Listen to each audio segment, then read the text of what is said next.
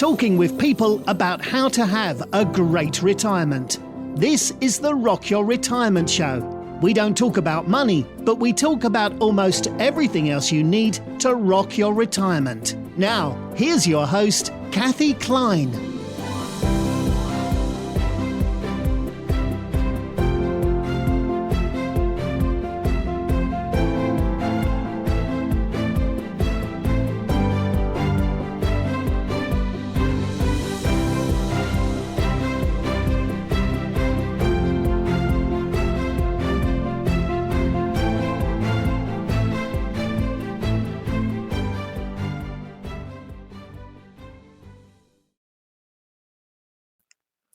So, listener, we are going to do something a little bit different today. Barbara read this book because it was recommended by one of our listeners. And when she first mentioned it, I said, well, I don't know. I don't usually like to talk about money on the show. If you've been listening for a while, you know that I'm a retired financial advisor. And I was actually a practicing financial advisor when I started the show. But Barbara said it's different. So, Barbara, let's have you introduce the book and the concepts.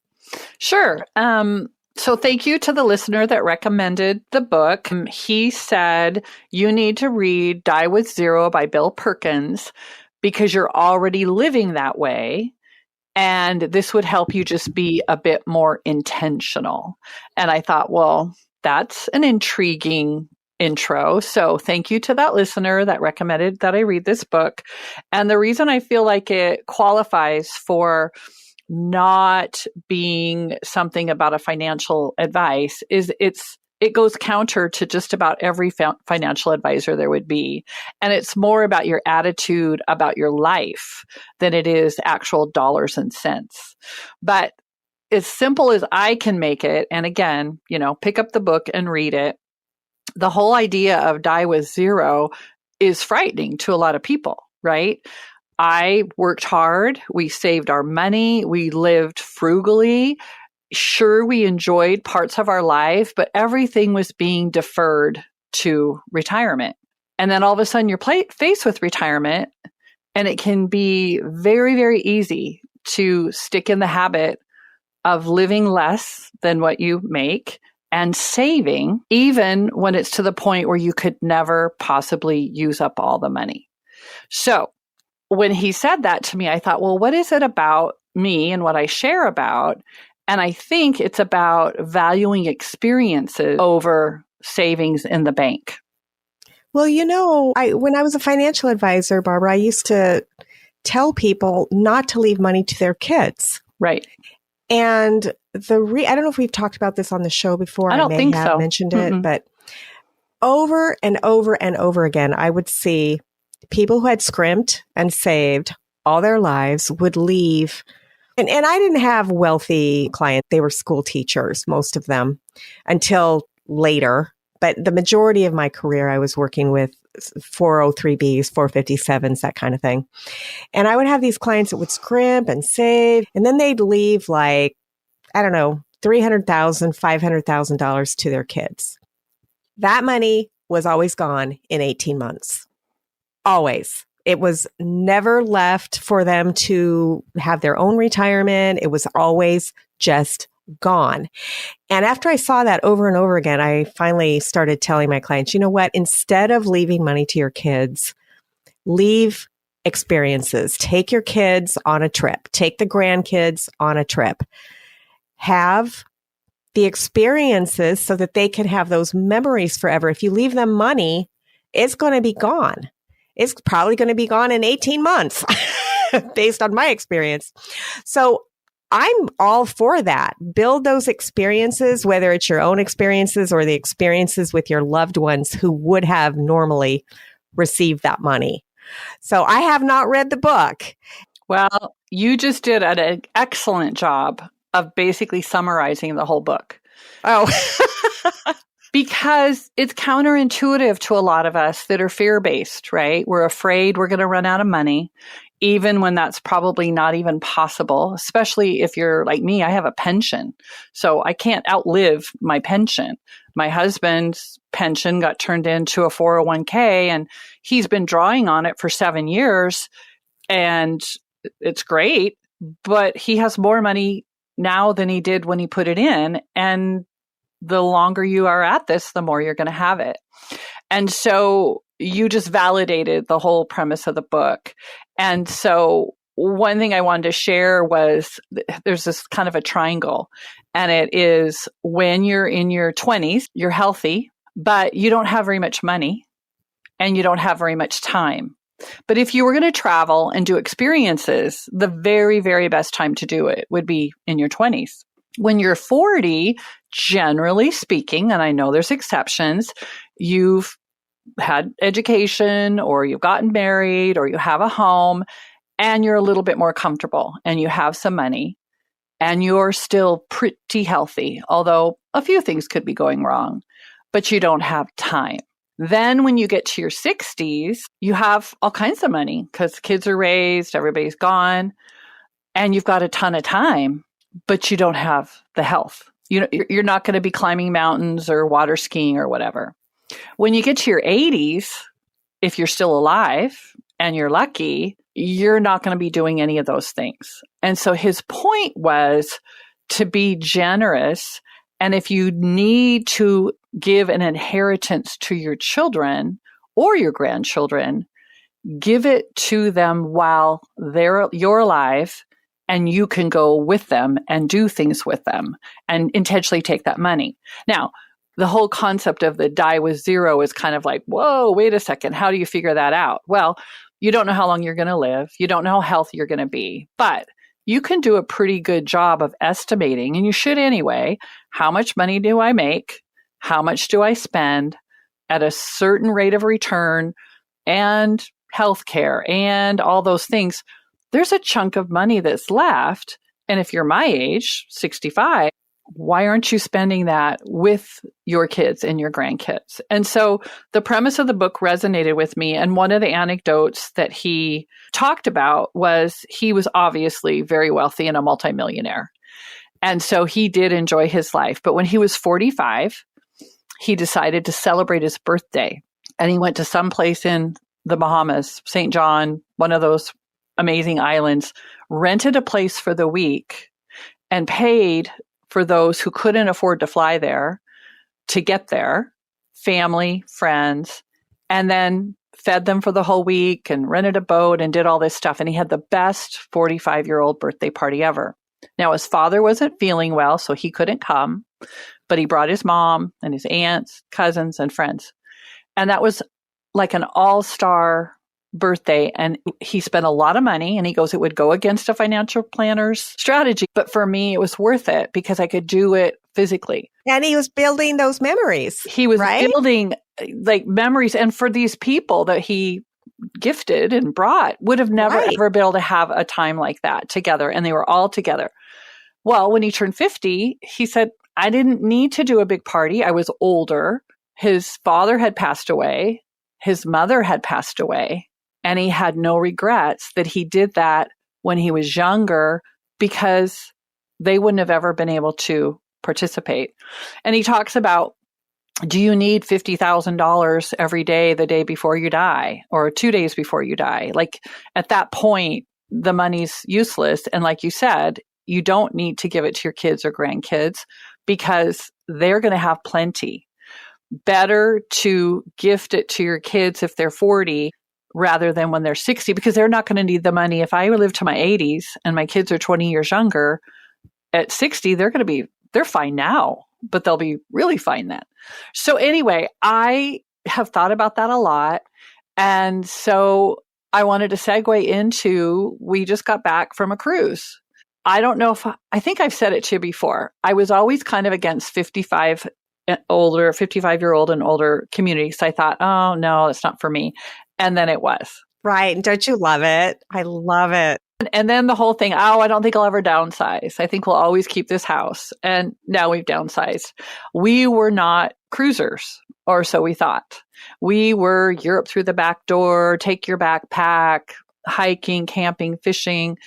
But now that we've gotten older and hips and backs and legs and things aren't working quite the way they used to, I just thought this is either going to be a disaster or it could be a life changer. And for us, it was a life changer because we flew into Florida.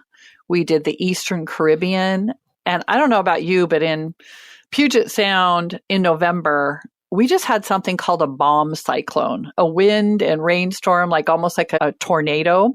We were in 86 degrees for the high and 78 degrees for the low and breezes on tropical islands. It was dreamy. And so I think my husband's been converted now and he's a cruiser. And so now he's got some health issues though. He's going to need some surgeries. And so here we are all ready to go. We've got the time, we've got the money, but we got to get his health thing squared away. But he has a dream of going to Norway. He's Norwegian descent and he's always wanted to go there. And I never figured out how to get him there with the flying and the moving around. And he goes, a cruise is nice. He's 6'6". He fits on the bed. You unpack once and everything is there at your fingertips for a pretty reasonable amount. I started pricing out what it costs, to the transfers, check in at the hotel, the unpacking and the packing.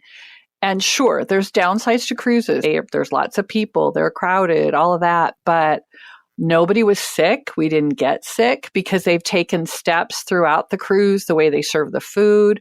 It was just so fun. So I think this whole Die with Zero is causing me to think about how can I bless my kids and grandkids with experiences or investments or money or whatever.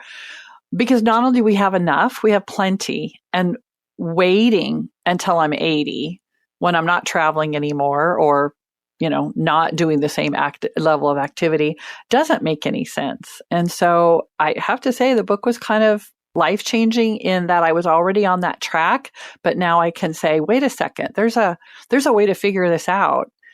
And then two, as soon as his health gets fixed up, we're going to be cruising. That's great. And, listener, there's a cruise for everybody. I like Celebrity. I like to go a little bit upgraded status in Aqua class. I'm not a sweet cruiser. I don't feel like that kind of money is worth it for me to spend. But I'm willing to spend the money to get that upgraded restaurant on Celebrity because I don't like the noise. I don't like the clanking dishes. I don't like being in a room with 500 people.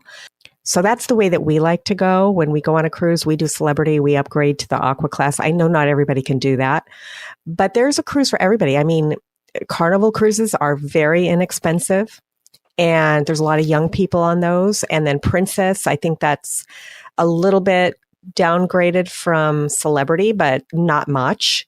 Royal Caribbean is where you would take your grandkids if you're going to go on a cruise with your grandchildren. Royal Caribbean. I mean, you could do Disney too, but Disney, that's out of my price range. Disney is more of a luxury kind of cruise. And then there's the boutique cruises, like Cunard and Seabourn and Silver Seas and things like that. But we like to do the Celebrity, which I categorize Celebrity as upgraded coach. So, you've got your coach, you've got your below coach, and you've got your first class. I usually do the upgraded coach when I fly, and I do the upgraded coach with a Celebrity. Well, we went on Holland America. And Holland America, I would say, is definitely an older crowd. There was a couple of kids on their honeymoon, and they were kind of like the unicorns everyone knew they were on their honeymoon. But what I liked about it is it wasn't Royal Caribbean. There wasn't a go-karts and a roller coaster and a water slide and all of that stuff. There was none of that stuff. There was 2 pools, which was perfectly fine. There was entertainment, but the food was amazing. The service was unbelievable. The cleanliness. I think our room was cleaned 3 times a day. And one time we were home, one time we were back because Mike was kind of tired and he said, "Can I please come in?" And I watched him clean every surface. And I thought, oh my gosh, is that what he does every time?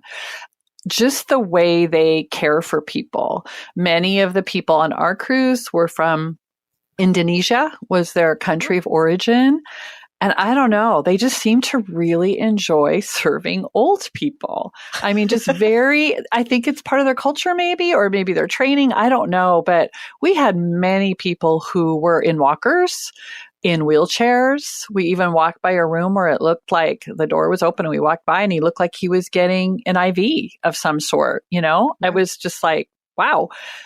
It really hit home that people who are not in a good health situation can go on a cruise and be cared for. You may not be able to do all the excursions if there's steps or whatever, but anything you sign up for, it says, is this wheelchair accessible or not? And the more you go to different countries, you realize that once you're in a wheelchair, it's really, really, really difficult to travel. And so I guess to kind of put a exclamation point on the die with zero concept, the longer you wait, the less chance you're going to be able to do the things you've saved your whole life for.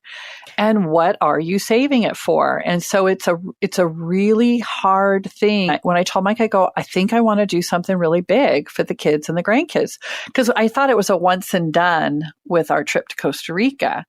And he goes, I get what you're saying. Yeah. So now we're in the struggle with kids that are middle school age.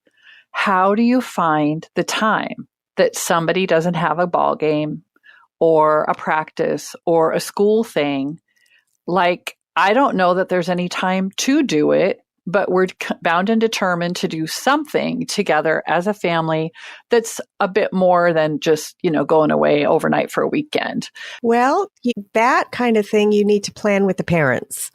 Oh, exactly. You give them enough time and you tell them that you're going to take them on a nice trip. And believe me, they are going to make the time for it. They are. But I do know that there's a cost to that, because somebody's going to miss something, somebody somewhere. And so it's getting all the stars to align. But you're right. They're motivated. But they'll want to, especially if you do a Carnival or a Royal Caribbean where the kids can enjoy it. It's not going to be like it's going to be a lot noisier than the cruise that you were on already. Yeah. But you've got to put the kid or spring for a Disney.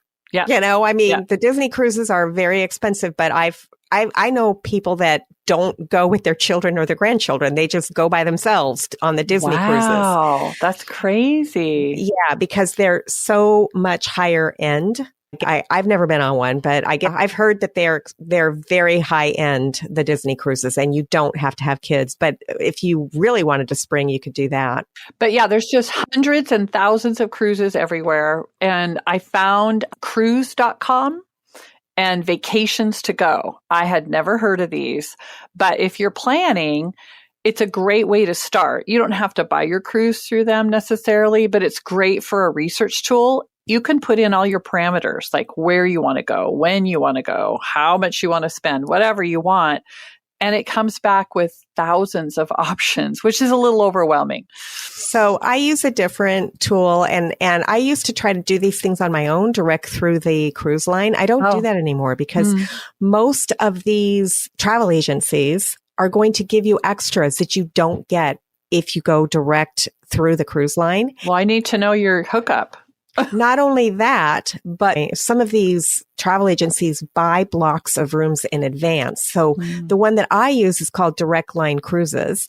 And I usually plan my cruises way in advance, like a year or two in advance. And so I get way less expensive than you could buy direct from the cruise company.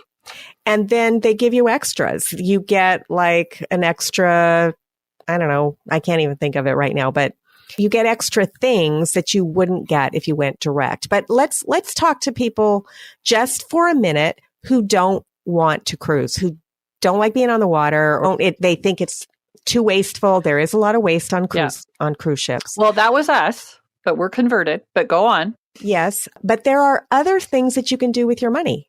Okay. For example, if you are like my husband and me, we donate to certain charities, and we are making a substantial gift over a 3-year period where Les is going to have his name on room, not a whole building. We're not giving that much money, but a substantial amount of money. And we are seeing this being built, and we will enjoy the knowledge that children are being, I'll just tell you, it's a YMCA. And we're helping build the YMCA that will be close to where we live. Nice. And so I don't want the listener to turn off and say, well, if it's not a cruise, I can't listen to this. The point is the concept of why don't you see the benefit of your money now instead of waiting until you die for that benefit, which you will not see. So there are things that you can do that you can see now, that you can get the benefit now. And that could be spending time with your family, taking them on a trip, a cruise, a land cruise, whatever, or donating to a charity that you support. And instead of waiting until you die, donate the money now so you can see how it's being spent. So I'm sure there's a myriad of other things. Mm-hmm. Barbara and I don't plan out our discussions. We don't use notes like some podcasters do. We don't have a agenda. We just chat. And that's why I constantly interrupt her when she's talking because we don't have this. But yeah, so it doesn't have to be a cruise. But yes, I completely agree with the concept of don't spend too much because I have seen people that don't have enough. Of course. Because I know people that they've spent $35,000 on their cat, when their cat got cancer or whatever. And I totally understand if you want to spend a lot of money on your animals, that's fine. Just please don't take away from yourself. Don't spend so much money that you now don't have enough money to live. And I know that a lot of our listeners are, we've got a myriad of financial backgrounds with our listeners. Because I was a financial advisor, I have seen different varying, I've seen people with a lot of money and I've seen people that are scrimping and saving who said, well, God's going to take care of me. And I would say, well, how do you know God didn't send me to help you save? So that, you've heard the story of the hurricane. There's this hurricane and a hurricane warning. And there's a fireman who goes through and he knocks on all the doors and says, okay, it's time to evacuate. And the people in the house say, well, God's going to take care of me. And so the fireman goes away and then they come out on a boat. The boat, is shouting, it's time to evacuate. We're here with the boat. And they say, oh, no, God's going to take care of me. And then the people are on top of their house and their house is completely full of water. And a helicopter comes and says, it's time to evacuate. And the people say, no, God is going to take care of me. And then they die because they drown and they go and they meet their maker and they say, God, why didn't you take care of me? And God said, I sent a fireman, a boat, and even a helicopter. I know I don't tell jokes that well, but that is basically how I felt when I was a financial advisor. I'm like, yes, God will take care of you, but how do you know that I'm not the fireman? Right? Right. Well, and that is at the very other end of the spectrum. The whole concept I'm talking about is that you have done your due diligence. You have an adequate income. You have scrimped and saved to get here. You deferred experiences you could have done yourself or with your kids or your grandkids. And then you're waiting for this day to come when you'll finally do it. And then you'll wake up and you can't walk or you're a widow or, everything that you laid out. I have met a number of people in this community that 3 days, 3 weeks after their husband finally retired, either he passed away or his health was gone. Here they are now in their 60s and they can't go anywhere and they can't do anything. And I think, okay, had they known this would happen, would they have gone in their 40s or 50s? But for most of the listeners, we're already here. And so do the math. What are you waiting for? Figure it out. And, it gets easier and easier to spend some of that money, not all of it, not spend down to nothing. And you can't take care of your obligations, your responsibilities, but it's just easy to kind of watch it queue up and then not bless the people around you, whether it's charities, family, or whatever. And so I kind of have a new lease on life and I'm going into a situation where I'm going to be caring for Mike after he has to have surgery and be in the hospital. And so I'm just, after coming through cancer and saying, okay, I'm good now, let's go. And then here we are. And Right. so I'm really hopeful that everything gets squared away so that I can come see you in the spring and we can enjoy each other's company on the East Coast. But right now I've had to put some of these plans on hold because I don't know the outcome of his surgery, which is next week. So This is one of the reasons I make my plans so far in advance. right. And one of the things that I do is I buy an annual travel policy so that if something happens, well, actually, that's not true. The travel policy that I buy just covers medical when we're out of the country.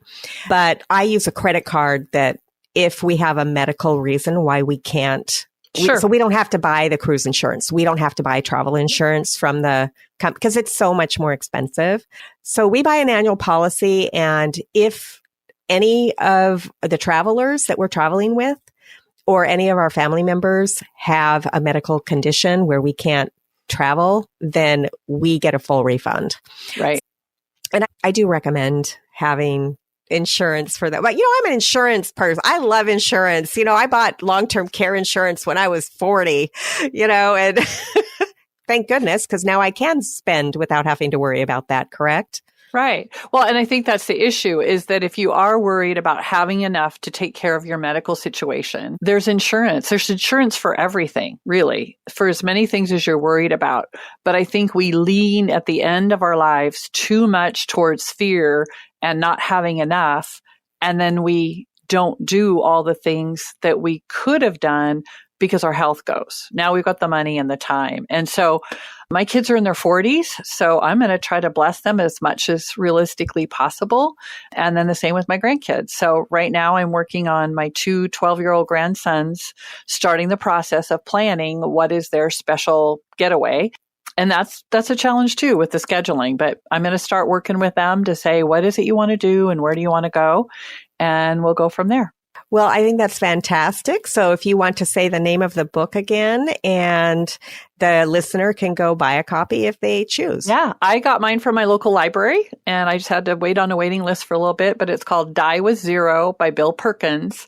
Don't freak out. Just read it with an open mind and just let yourself think about what the concepts they are. It's not about the money. It's about your attitude about your life and your lifestyle. And how do you want to live the days that are left to you, which is totally in line with the mission of Rock Your Retirement. And so thank you to that listener that recommended that book.